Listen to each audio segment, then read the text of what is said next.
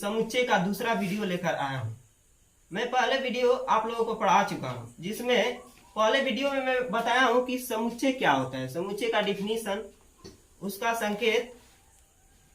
यहाँ पे ज्यादा कुछ न कहते हुए सीधे पॉइंट पे आते हैं। आज का टॉपिक है हमारा कि समुच्चय को लिखने या दर्शाने की पद्धति, यानी कि समुच्चय को एक और रूप दिया गया है, एक और तरीका दिया गया है, जिसमें हम लोग पढ़ेंगे समुच्चय को लिखने या दर्शाने की पद्धति। तो समुच्चय को किस प्रकार दर्शाया जाता है, कैसे लिखा जाता है, तो हम लोग बारी बारी से जानेंगे। इसको दो रूप दिया गया है। पहला जिसमें है रोस्टर रूप या सारणीबद्ध रूप। इन दोनों का नाम एक ही है, या रोस्टर रूप कह लीजिए या सारणीबद्ध रूप कह लीजिए। और दूसरा हमारा है समुच्चय निर्माण रूप, यानी कि इन दोनों के द्वारा हम क्या करते हैं, समुच्चय को दर्शाते हैं। ठीक है, अब बारी बारी से हम लोग देखेंगे रोस्टर विधि या सारणीबद्ध रूप और दूसरा समुच्चय निर्माण विधि। ठीक है, एकदम आज का वीडियो बहुत मजेदार होने वाला है आप लोगों के सामने।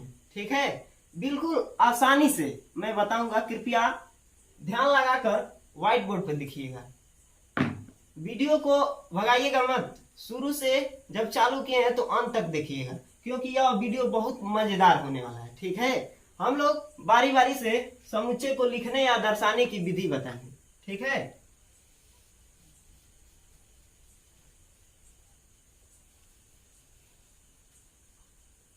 समुच्चय को रोस्टर रूप या सारणीबद्ध रूप से दर्शाया जाता है, पहला पढ़ना है। यानी कि अब यहाँ पे प्रश्न उठता है कि सर जी रोस्टर रूप क्या होता है या सारणीबद्ध रूप क्या होता है। ठीक है, तो इसको बताऊंगा। देखो, रोस्टर रूप पूछ दिया तो उसको कैसे बताएंगे, बिल्कुल आसानी से, ज्यादा इसमें तामझाम नहीं है। थोड़ा सा दिमाग लगाएंगे और रोस्टर रूप को क्या करेंगे, हल कर देंगे। ठीक है, देखो रोस्टर रूप क्या होता है। रोस्टर रूप जब समुच्चय के अंदर, जैसे मझला कोष्टक बनाते हैं, जब समुच्चय के अंदर अवयव के रूप में लिखा जाता है, तत्व के रूप में लिखा जाता है, उसी को क्या कहते हैं, रोस्टर रूप या सारणीबद्ध रूप। जैसे कहने का मतलब, जैसे कह दिया हमसे समुच्चय दे रखा है, मान लीजिए ये समुच्चय एक्स में दिया है, कह रहा है कि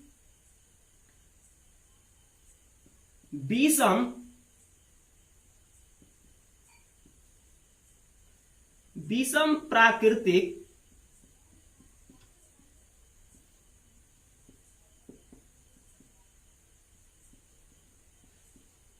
संख्याओं का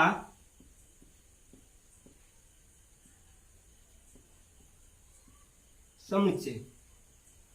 एग्जाम्पल में उदाहरण पहला है, जैसे कह दिया कि विषम प्राकृतिक संख्याओं का समुच्चय, इसको रोस्टर रूप में कैसे लिखेंगे, तो सिंपल सी बात है, हम लोग जानते हैं कि विषम प्राकृतिक संख्या क्या होती है। ठीक है, यानी कि विषम प्राकृतिक संख्या पहले लिखेंगे 1, 3, 5, 7, 9 डॉट डॉट डॉट डॉट कहां तक, अनंत तक। ठीक है, यानी कि विषम प्राकृतिक संख्या लिख लिए, बस इसको समुच्चय के अंदर लिख देंगे, यही क्या हो जाएगा, रोस्टर रूप हो जाएगा। बात समझ में आई कि नहीं आई? देखो एक बार और फिर से, कहने का मतलब कोई भी दिया रहेगा सवाल, कोई भी प्रश्न पूछेगा, कहेगा कि सर जी रोस्टर रूप में क्या करिए, इसको दर्शाइए, तो ज्यादा कुछ नहीं करना है, थोड़ा सा दिमाग लगाना है और उसको क्या करना है, तत्व के रूप में क्या करना है, समुच्चय के अंदर लिखने की प्रक्रिया को ही क्या कहते हैं, रोस्टर रूप कहते हैं। बात समझ में आई? ठीक है, आगे तो आगे चलते हैं। उदाहरण लेते हैं, जैसे रोस्टर रूप में ज्यादा दिमाग नहीं लगाना है भैया, थोड़ा सा दिमाग लगाएंगे, रोस्टर रूप हम क्या करेंगे, प्राप्त करेंगे। जैसे कह दिया समुच्चय ए दिया है, दूसरा उदाहरण समुच्चय ए दिया, कह रहा है कि अंग्रेजी वर्णमाला के स्वरों का समुच्चय। एक बार और, यानी कि अंग्रेजी वर्णमाला के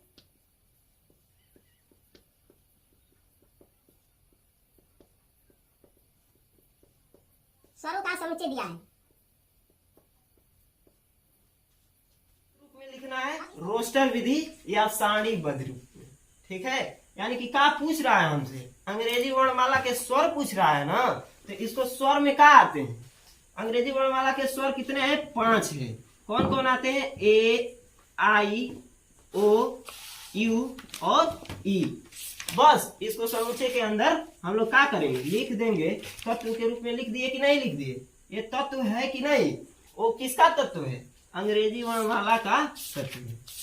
तत्व के रूप में लिखने की प्रक्रिया को ही क्या कहते हैं? रोस्टर रूप कहते हैं। बात भेजे में घुसी कि नहीं घुसी?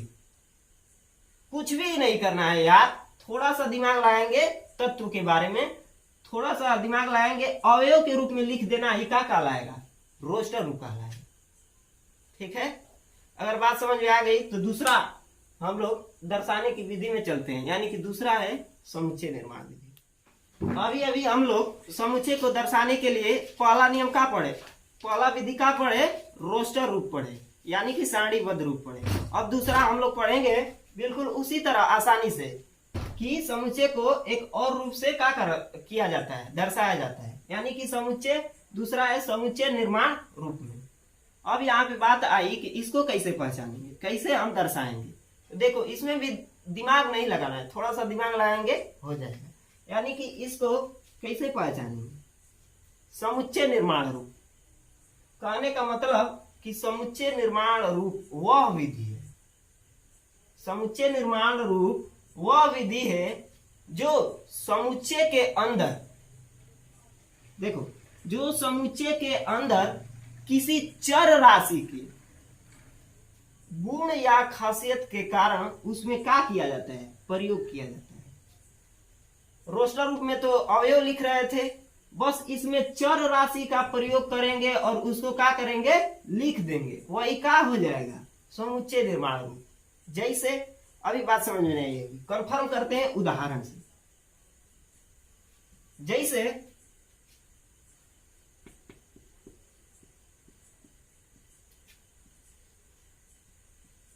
एक्स सच दैट एक्स है,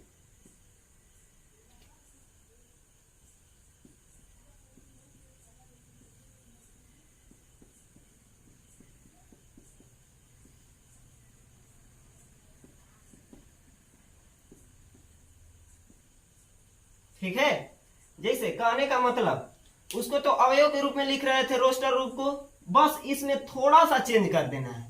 समुच्चय निर्माण रूप में बस चर राशि का प्रयोग कर देंगे और उस समुच्चय को लिख देंगे, तो वही क्या हो जाएगा? समुच्चय निर्माण रूप। जैसे यहाँ पे क्या कह रहा है कि एक्स सच दैट, इसको क्या कहते हैं? क्या पढ़ते हैं समुच्चय में? Such that.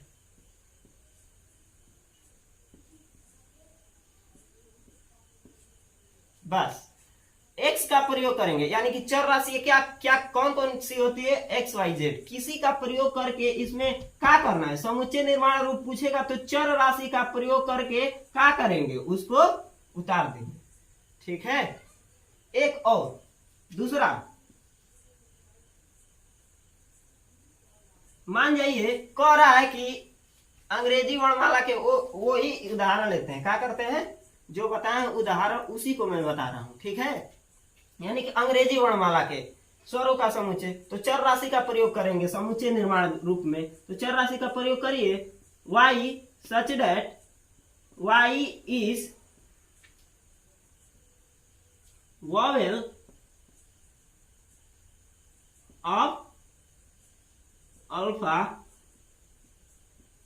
जेड। बस, ज्यादा कुछ नहीं करना है।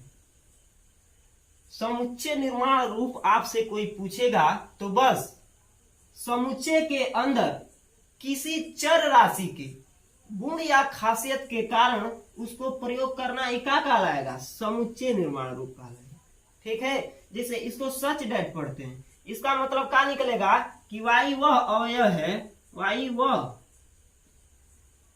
अवयव है जो कि क्या है? अंग्रेजी वर्णमाला के स्वर है। बात समझ में आई कि नहीं आई? बिल्कुल आसानी से चर राशि का प्रयोग करेंगे और समुच्चय के अंदर जो पूछा है उसी को लिख देंगे, क्या हो जाएगा? समुच्चय। अभी अभी हम लोग ने जाना कि रोस्टर रूप क्या होता है, सारणीबद्ध का रूप क्या होता है, और समुच्चय निर्माण विधि का होता है। अब प्रश्न यह उठता है कि हमसे प्रश्न क्या पूछा है कि दिए गए प्रश्नों में रोस्टर या समुच्चय निर्माण रूप को क्या करिए, पहचानिए। हम लोग कोई भी प्रश्न दिया रहेगा तो उसको कैसे पहचानेंगे कि यह रोस्टर रूप में है कि समुच्चय निर्माण विधि में है। ठीक है, ओके।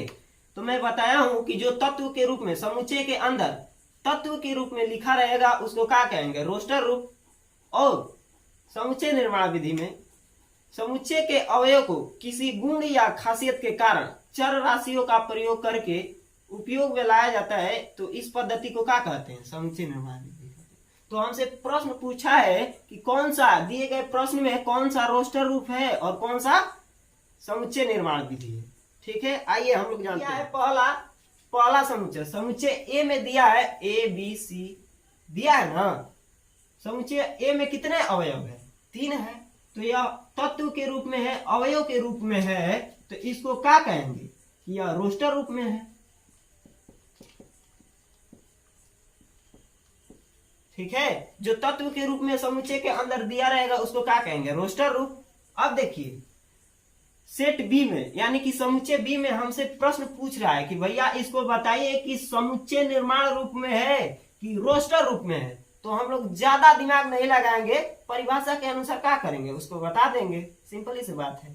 ठीक है, यानी कि इसमें क्या कह रहा है कि एक्स सच डेट एक्स एक पूर्णांक है और x + 1 है।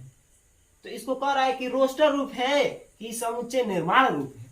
तो मैं क्या कहा कि सीधे सीधे दिमाग नहीं लगाना है, इसमें जाना है समुच्चय के अंदर और उसको देखना है कि अवयव दिया है कि चर राशि का प्रयोग किया है। तो इसमें क्या किया है, चर राशि का प्रयोग किया है ना। तो इसको डायरेक्ट हम भैया कहेंगे कि यह क्या है, समुच्चय निर्माण रूप है। बात समझ में आई? ओके, आगे अगला प्रश्न दिया है सेट एक्स में यानी कि समुच्चय एक्स में वही प्रश्न दिया है, चर राशि का प्रयोग किया है। तो इसको क्या कहेंगे, समुच्चय निर्माण रूप कह देंगे।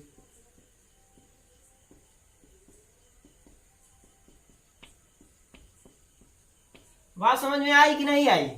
ठीक है, ओके। अब आगे चलते हैं कि रोस्टर रूप दिया रहेगा। अब कहेगा कि समुच्चय निर्माण रूप में लिखिए, या समुच्चय निर्माण रूप दिया रहेगा और कहेगा कि रोस्टर विधि में प्रयोग करिए। तो उसको कैसे हम लोग हल करेंगे, ठीक है।